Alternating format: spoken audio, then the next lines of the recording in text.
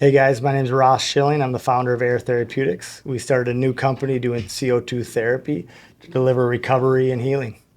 I'm Mike Barwis, founder of Barwis Methods. We run performance facilities around the world, neurological treatment, physical therapy, medical corporations, and professional sports teams in the sports science division around the world.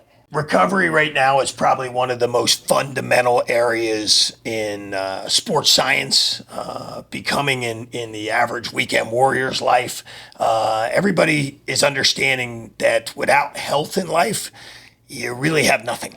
You can have $1 million, you can have $10 million, you can have $1 billion, you can own 20 companies, you can have a nice yacht.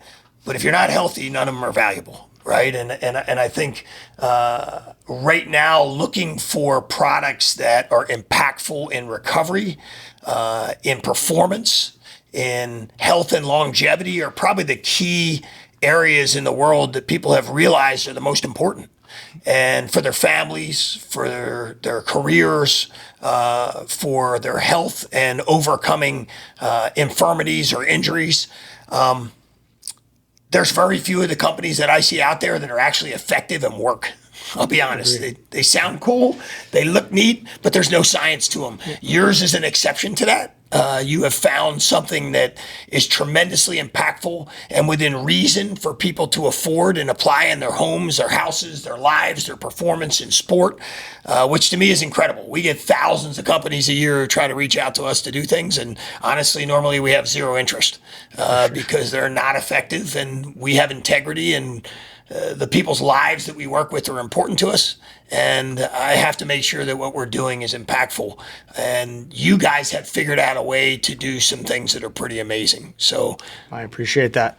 Yeah, I mean, to be associated with a brand that you built and the types of people that you work with, like that's what we were looking for to get exposure through a scientific side to this high performance from the neurology side to the PT side to the pro athlete. We all want the pro athlete, but some of the clinical care side that you guys are doing was really exciting of a place for us to work with where we could see if we can really make change rather than just like, work with a young, healthy 24-year-old. That's always good to drive performance.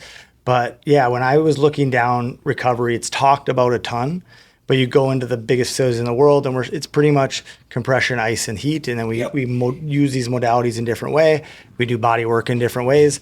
We're kind of going into a little bit more of like, we can cause the injury, but how do we actually go through the science of how a wound actually heals, and how can we make impact in a safe way?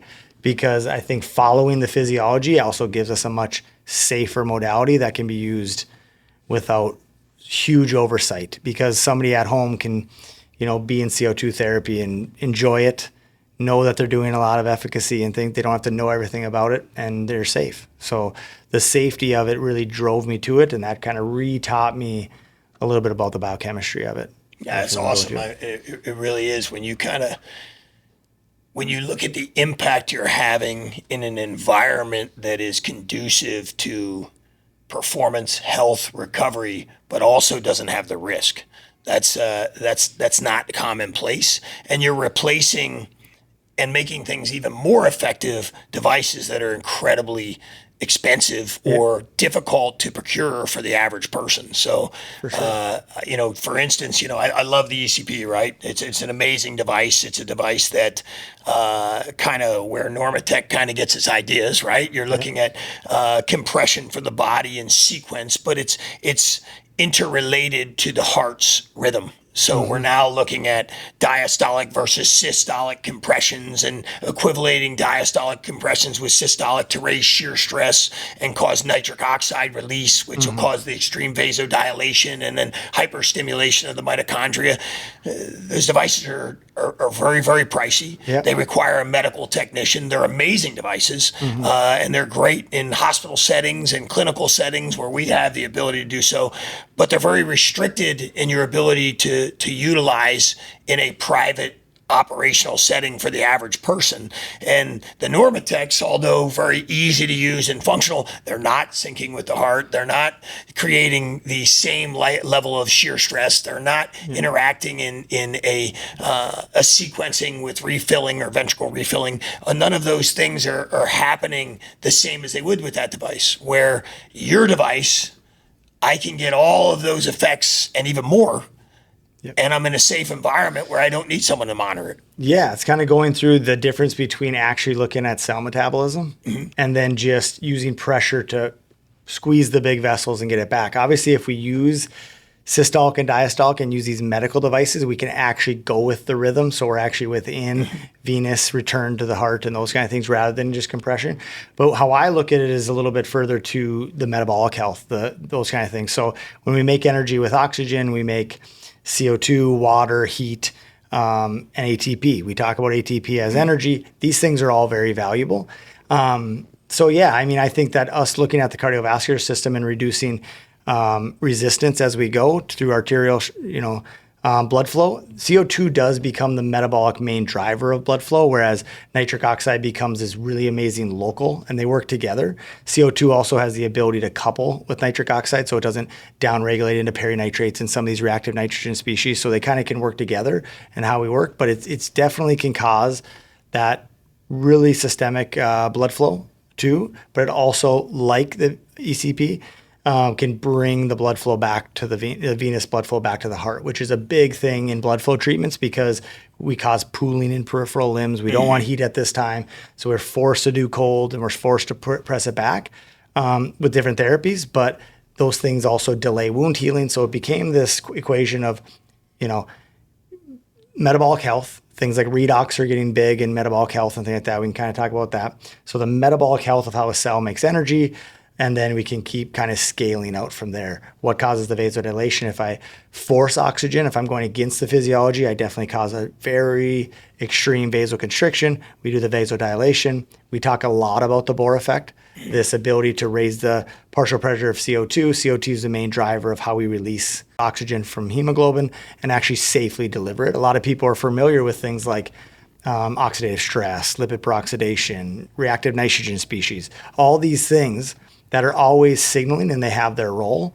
But if we can control that oxygen use, that was kind of the big thing. If I had a patient that was either had their toughest workout of their life, they were stage 4 cancer patient, the vast majority of people are going to have a pulse ox and their hemoglobin is 97, 98, 99% full. So it quickly became, in most cases, to treat hypoxia, ischemia, post-injury recovery, just recovery in general from training, it became an oxygen delivery story more than it did, I need more oxygen. We can breathe in plenty, unless we have a lung disease like COPD and these kind of things. We can breathe it in, and then it becomes this delivery. So we kind of are working with the physiology, even though it seems a little counterintuitive. We're using CO2 to deliver oxygen, but it's just well within the research done this exact way that we can use transdermal CO2 to increase the partial pressure and do this cascade of physiology to deliver oxygen. So, yeah. Yeah, it's pretty cool. I mean, I think oftentimes people think, okay, well, my CO2 is raising, so my oxygen is depleting, versus the understanding that the oxygen that is carried by hemoglobin is being readily released to the areas needed when you're increasing the CO2. Yep. And when we have ischemia and hypoxia, like in an injury or a cancer or post-injury, when we're not using oxygen, CO2 levels are low too. So we're seeing both levels are low, not this buildup of CO2, because we make CO2 by using oxygen. So they definitely are, they work together, versus we think of them at hemoglobin, they're kind of one on, they kind of switch spots, but basically they work together in terms of cell metabolism. We use oxygen to make energy through our mitochondria. It's called cellular respiration, like breathing. You respire out ATP, CO2, water, all these things. So that respiration is the process that we're focusing on. And there's a few different things that make it really unique in terms of like pH, who you talked about, in terms of when a cell's disorganized, it kind of floods and it loses it. So we actually slightly acidify the inside of a cell. We pull calcium out and we regain this oxidative metabolism to maintain structure and order in a cell. And that's what we really see with health, like that order in terms of tissue health and all that kind of stuff. So it really is a little bit unique if we think about like bicarbs and we're trying to alkaline, what we're trying to do is we're trying to chase lactate and hydrogen. So as we stop using oxygen well, we make lactate, we pull hydrogens with it, and we're trying to buffer that instead of actually solving what broke, which is the oxidative metabolism. So we see a lot more even on the performance side, which is pretty cool. I talk mostly about the clinical care side because I think that is what's really validated.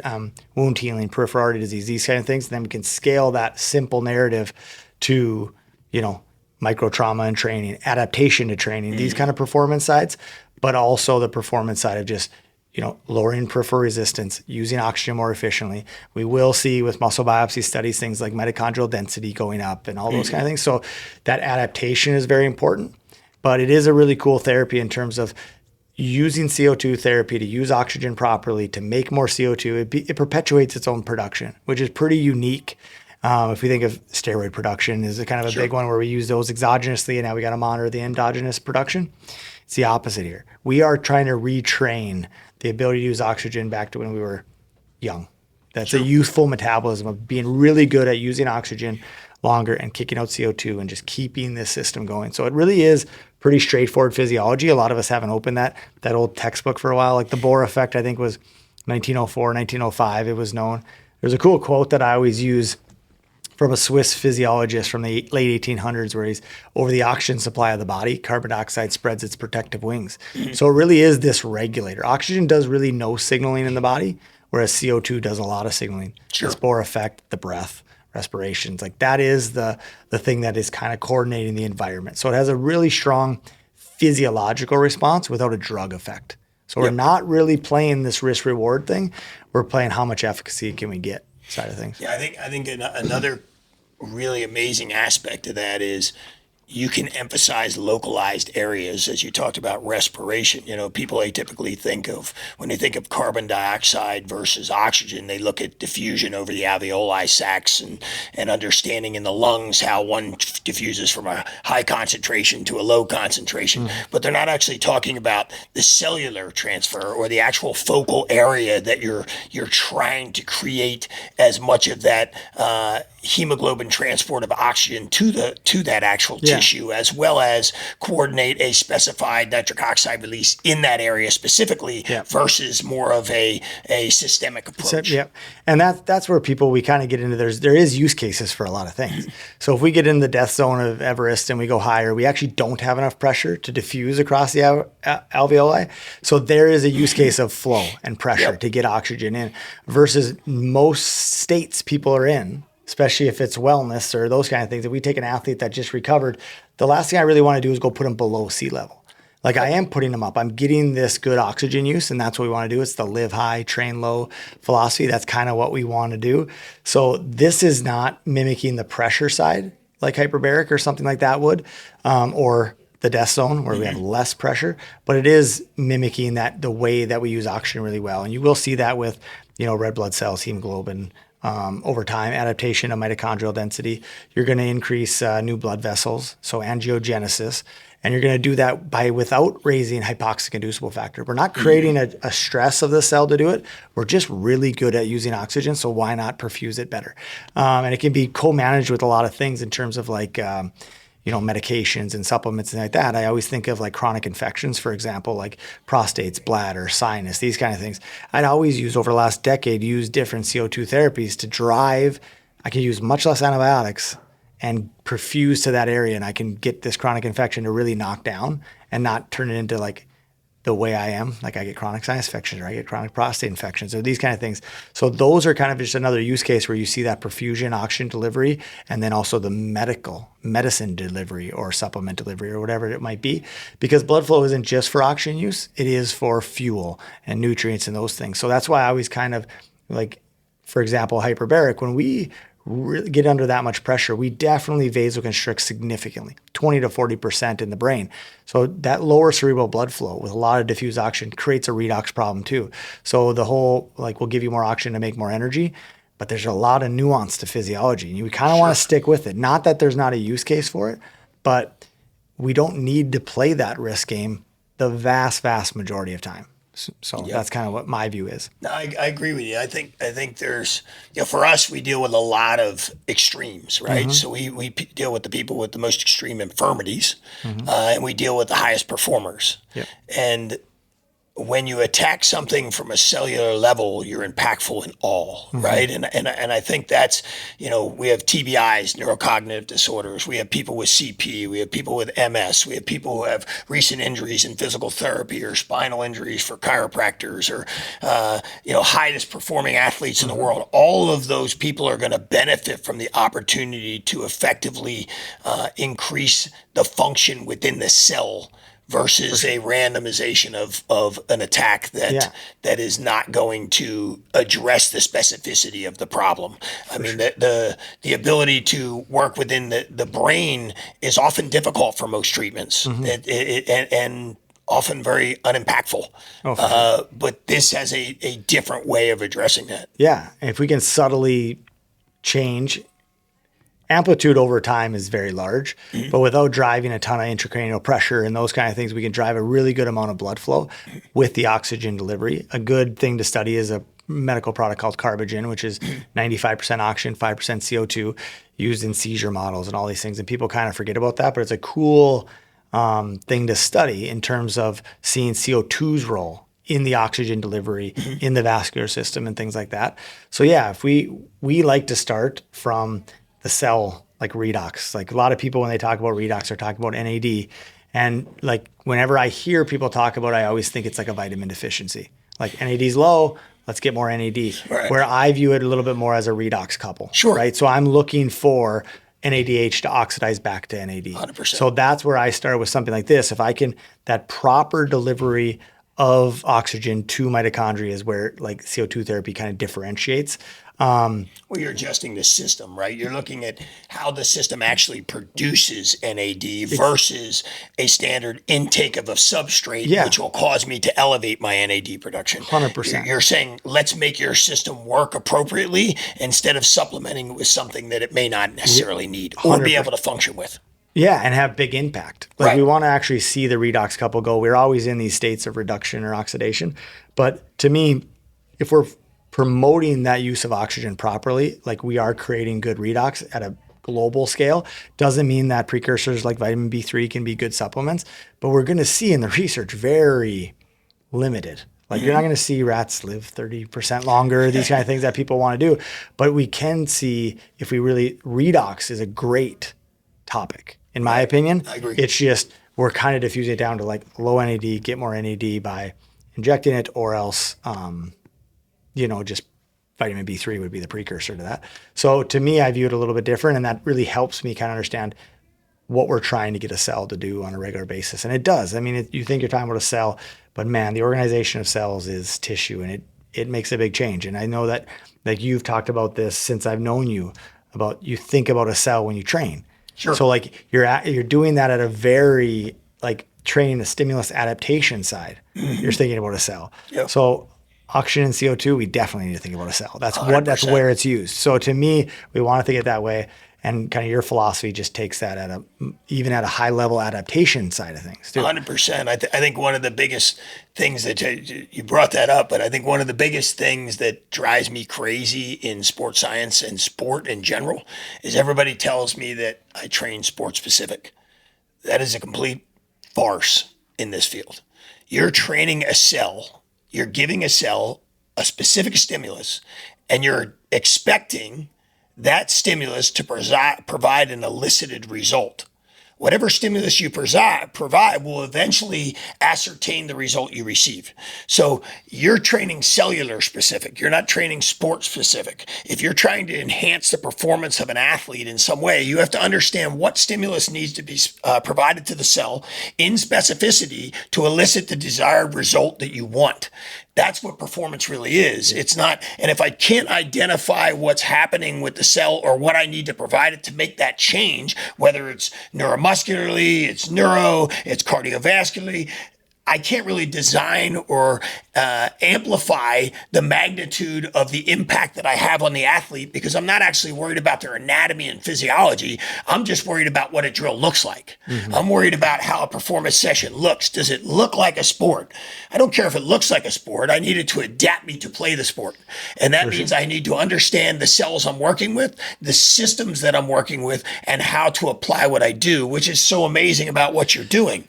Yeah, and that's how I think I talk a lot about the clinical care side, but the performance side is this true adaptation. So a lot of people are kind of moving away from cold because of this, like delaying the stimulus, vasoconstriction, delaying the wound healing side of it, where this is that, like this leads to adaptation. We talk a lot about, we're working with some really high level distance athletes.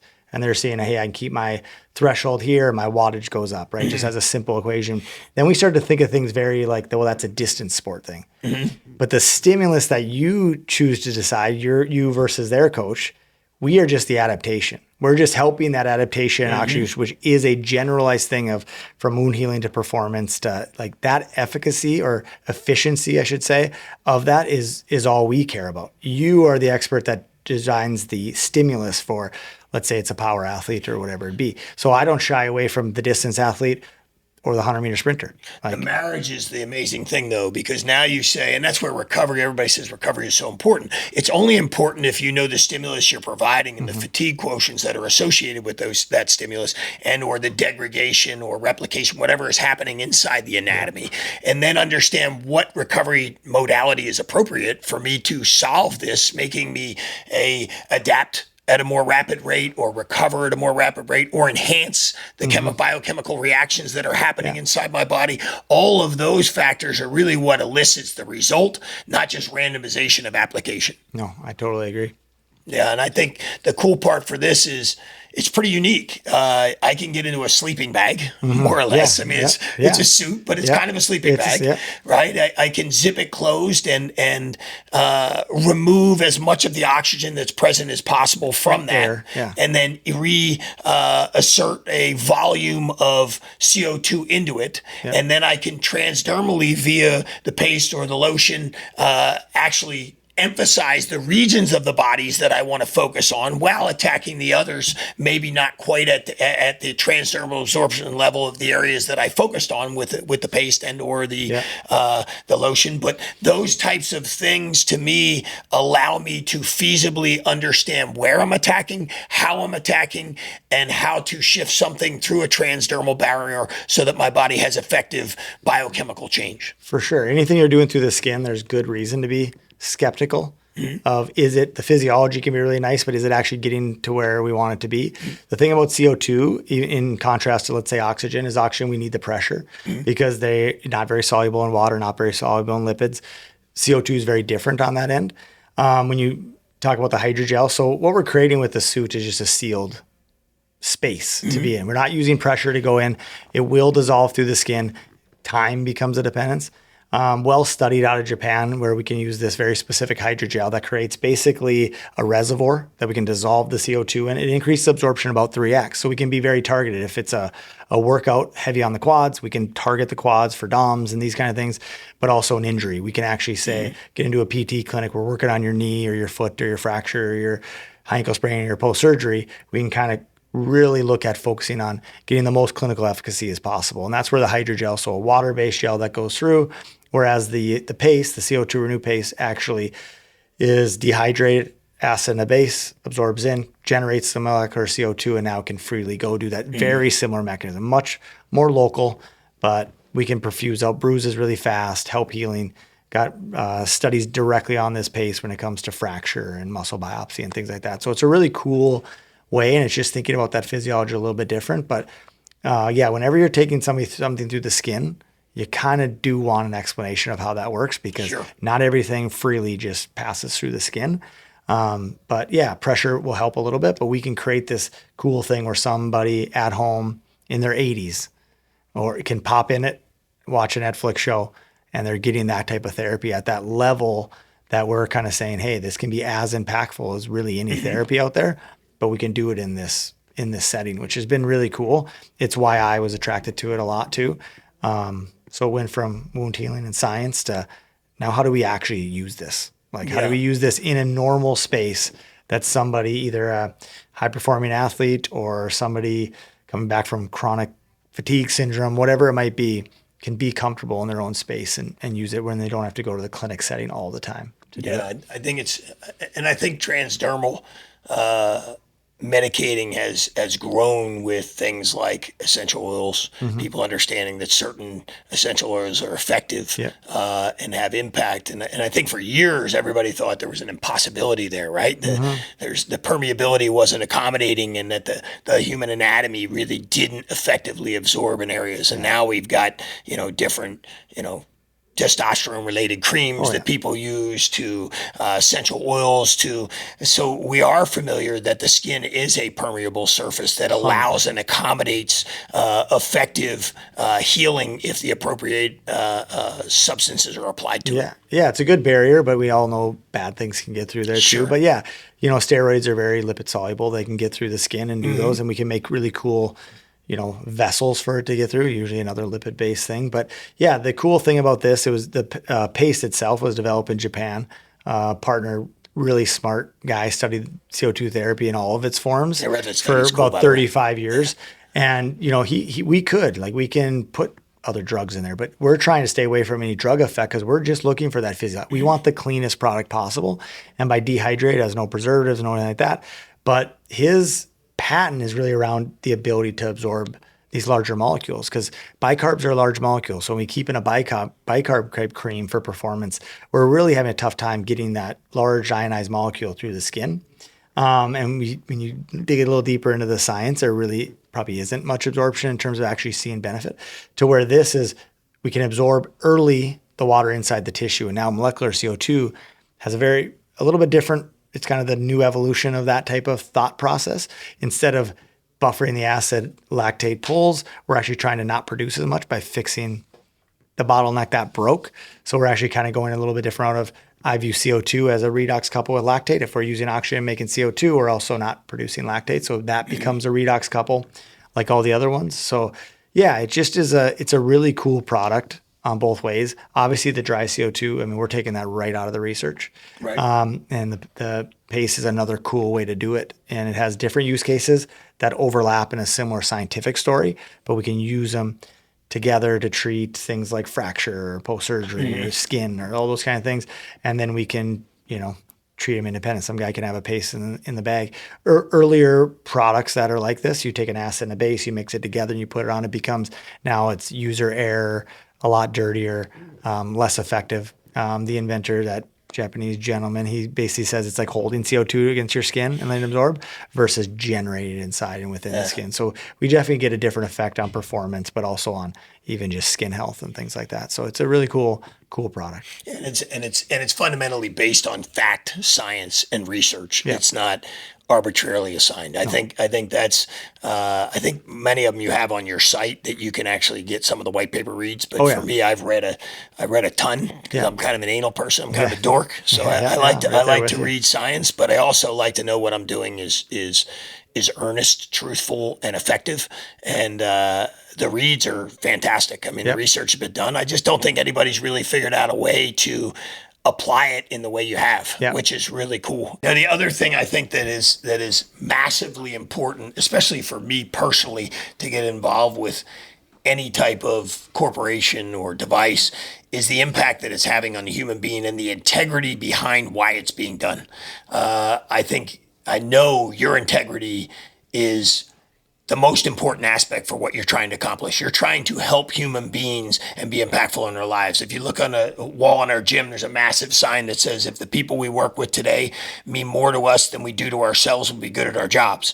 And that's what I remind everybody of every day that we do here. This isn't about dollars and cents. This is about a human being's life. This isn't about just walking through a journey and not embracing the people who surround you. It's about coming alongside another person and taking something within you and laying it into their life to better their life, their health, their performance, their view of themselves. All of those things are the most important things in life. And you build a company around being impactful in human beings' life, making them more healthy, helping them overcome physical issues and perform at a higher level. that to me has value because you've looked at that first instead of the value of the return of dollars. Absolutely. And you can tell when you're here with some of your clients that there's the passion to help them, the family you kind of create with some of these athletes. And that's kind of how our story started too, right? It was just, it's easy to be passionate about a therapy or this scientific thing that might seem kind of boring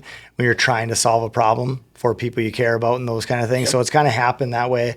And these are the same people that are involved with this company, and it's happened really organically. I mean, I've been doing this therapy for a decade with no intention of ever being like a business. I mean, I don't really have too many connections in the world, but it's been cool to have some people that have used it, see it, believe in it. It's authentic, and then saying, hey, maybe we can do something here as a company. So it's been kind of cool. It's genuine in that I've had the calls with you at 9, 10 o'clock at night. I understand that, hey, look, I'm dealing with this client, and what is your history involved with this type of client, or what previous instances have you been exposed to that have been impactful using the suit for these types of either athletes or people with infirmities? And it's an immediate response, right? Yeah. The phone's picked up. Yeah, you're excited to talk about it. You can feel the genuine concern for people who walk this earth. Yeah. And to me, that is the substance of anything that's done well. If we understand that the priority is to impact people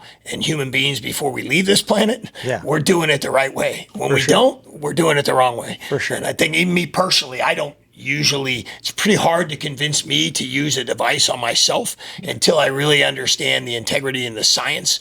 And I had a patella tendon tear, which I usually don't share anything about my physical history, but I did have a patella tendon tear and also a rectus femoris tear that I was dealing with that were pretty significant. And I don't let anybody know. I show up at work, kind of walk through it, grind through it, limp through it, and tough it out for the guys, because my job is to make sure their day is what it needs to be, not my day. I take the pain so that I can make sure their day is everything that I was supposed to provide for them. And I got into the suit. I actually, put the gel on my knee and thought, well, we'll see what this actually does. Is it going to be helpful? I don't know. It was right at the beginning after reading and understanding the science, and I'm like, it's safe, it's effective. Let's see what happens. And in under a week, I probably had a significant decrease in pain of close to 50%, and my inflammation was 80% gone, which was unbelievable to me, because I had tried everything else, which, outside of the 6 to 8 week healing process, it's going to be, and in no time it turned around. To me, that was incredible. I was shocked that it was that impactful. It's definitely a best in class when it comes to tough wounds to heal. Like that's where its low hanging fruit is. A lot of times the peripheral wounds, it's themselves, because those are tough to deliver blood and supplies and all that kind of stuff. And that oxygen delivery becomes really important. So these are anecdotes we hear daily that are pretty cool, that make somebody change their mind almost instantly. So it's just cool to see that, you believe it enough. Obviously you studied it first. So there's kind of even if it isn't magic, we're pushing the injury in the right direction, but we do see a lot of anecdotes that are pretty impressive. And I try to stay like that one we can talk a little bit about, because it's the clinical care side, the wound healing side, which is well studied. We see those anecdotes on the performance side too. For sure. And there's some really cool places, this being a major one, where we can do some testing. We can test some things. We can test some metrics. We can make it unambiguous that this is kind of helping performance. 100%. And, so, and if you're able to heal a damaged tissue, you're surely able to regenerate a healthy one. Yes, and exactly. that's a cool. I mean, and for me, my trust in it is absolute now, to where my wife uses it. She's a marathon runner. My son uses it. He's a high-level baseball player. My daughter uses it. She's a high-level pole vaulter. My other son uses it. He's a high-level soccer player. And my other daughter also utilizes it, and she's a golfer. I mean, everybody in there is kind of now fighting over, hey, when can I get the space between clients and patients where I get my recovery, which is pretty cool. Yeah, it's a unique family. Yeah, you have there with being around high performance, the best, whether it's on the care side, that you in the performance side, like you come from, and just some of the best athletes in the world. I mean, they know what it takes to be professional, and they're all young athletes. So they it's pretty cool. They also know the difference between effective and ineffective. Yep. right? I mean, they've been on everything. They've used everything that the top places in the world have. We build those centers and design those centers and run teams and build their recovery protocols and systems and recovery rooms. That's what we do, right? So we're kind of the experts in the world for doing that at the highest level of performance. And when my kids get in something, that's the ultimate measure for me. Because if they get in something and they're like, wow, it was really impactful. My legs feel great today. I feel way more recovered, then I know it's not just placebo, because they get in everything and they can tell me what the difference is. Absolutely. So to wrap it up, I think honestly, I wanted to thank you and I wanted to thank your company for the opportunity to be associated with something as special and impactful for human beings, and with the integrity of an organization that genuinely wants to manifest growth and health in people. We appreciate it. I mean, being in the room with a brand of making people the best on the clinical care side and the performance side, it's a perfect place for us to be and learn on our own too. That's a great marriage. Yeah.